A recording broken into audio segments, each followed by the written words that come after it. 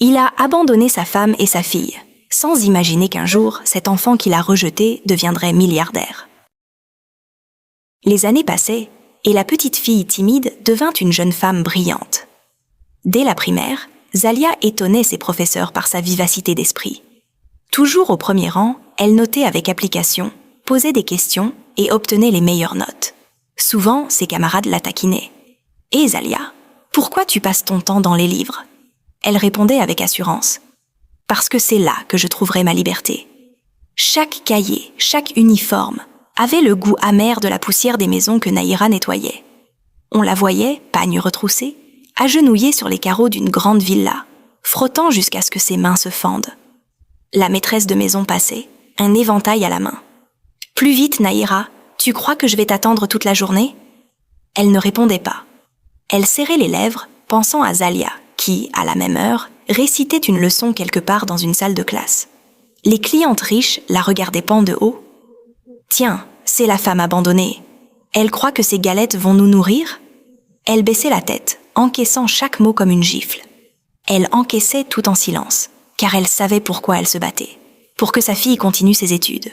Le sérieux de Zalia lui valut une bourse pour poursuivre ses études au lycée, puis à l'université. Lorsque Zalia fut acceptée dans une grande université, la joie fut immense, mais la facture brisa leur souffle. Nahira alla jusqu'à supplier son cousin Bachir. Devant ses amis, il éclata de rire. « Toi, Nahira, tu crois que ta fille brillera là où les miennes ont échoué ? Retourne balayer, c'est ta place. » Devant d'autres personnes, il la chassa comme une mendiante. Nahira sortit, le cœur en lambeaux, mais la rage au ventre. Elle se jura qu'aucune humiliation ne l'arrêterait. Les éclats de rire résonnèrent encore derrière elle quand elle franchit la porte. Elle marcha longtemps dans la poussière, avant de s'effondrer dans une ruelle, les yeux noyés. Mais le soir, en retrouvant Zalia, elle se redressa et sourit, comme si rien ne s'était passé. « Nous y arriverons, ma fille. Peu importe le temps, peu importe la route, nous y arriverons. » Quand arriva le temps des frais scolaires, ce fut une nouvelle bataille. Nahira n'avait jamais assez. Elle passait des nuits entières à chercher du travail supplémentaire. Parfois, elle allait supplier des voisins de lui prêter de l'argent. Un soir, après avoir frappé à toutes les portes, elle revint les mains vides. Elle trouva Zalia assise, ses cahiers devant elle. La petite leva les yeux et dit doucement « Maman, si tu n'arrives pas, je vais arrêter l'école. » Nahira tomba à genoux, les larmes aux yeux. « Non, Zalia, tu n'arrêteras jamais. Même si je dois mourir de fatigue, tu continueras. Tu dois réussir, tu entends ? Tu dois réussir. » Pour pouvoir payer ses frais de scolarité, Zalia chercha de petits boulots pendant les week-ends pour aider sa mère. Et en moins de 6 mois avec leur persévérance, elles réussirent à réunir l'argent nécessaire pour les frais de scolarité de Zalia. À l'université, Zalia ne se contenta pas des cours. Elle observait, réfléchissait et rêvait grand.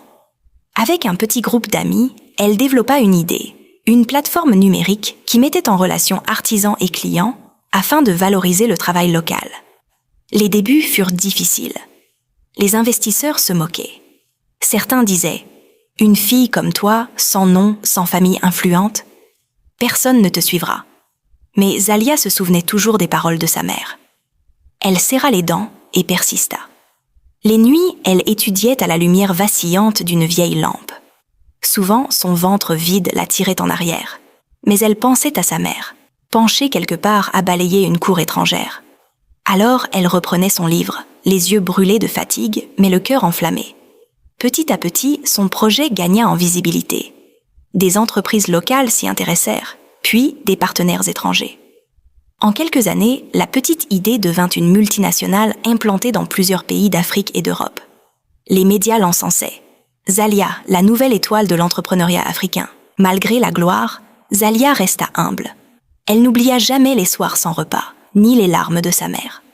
Sa première décision fut d'offrir à Nahira une belle maison et de la couvrir d'honneur. Nahira, en voyant sa fille réussir, avait les yeux remplis de larmes.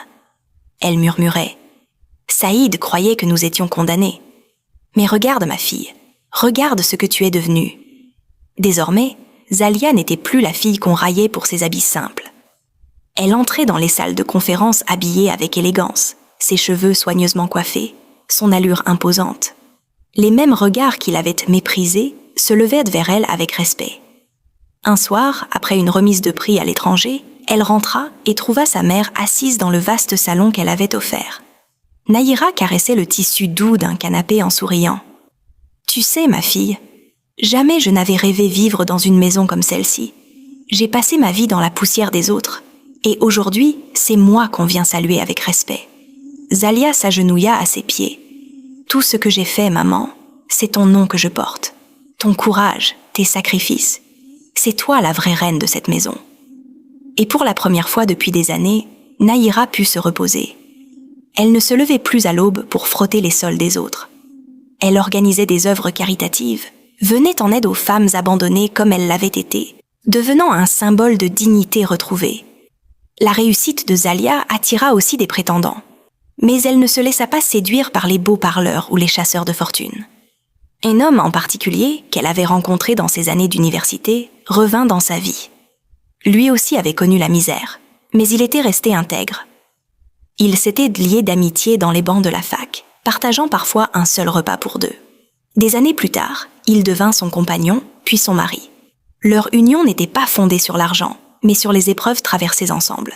Zalia avait enfin trouvé ce que son père n'avait jamais su offrir à sa mère, un amour sincère et une loyauté sans faille. Pendant que Zalia montait vers les sommets, Saïd, lui, connaissait la descente. Après avoir abandonné Nahira, il s'était remarié, pensant trouver mieux. Mais ce mariage aussi s'était effondré. Il perdit ses biens, ses amis, et finit isolé, malade, vieilli avant l'âge. Un homme qui jadis se croyait trop grand pour une vie simple, se retrouva à chercher du travail de survie. Un jour, par l'intermédiaire d'une petite agence, il obtint un poste de gardien de nuit. Fatigué, le dos courbé, il accepta sans même demander à qui appartenait l'entreprise. Ironie du destin, cette société n'était autre que l'une des filiales de Zalia. Depuis des mois, il ouvrait et fermait les portails, ignorant qu'il protégeait l'empire de sa propre fille.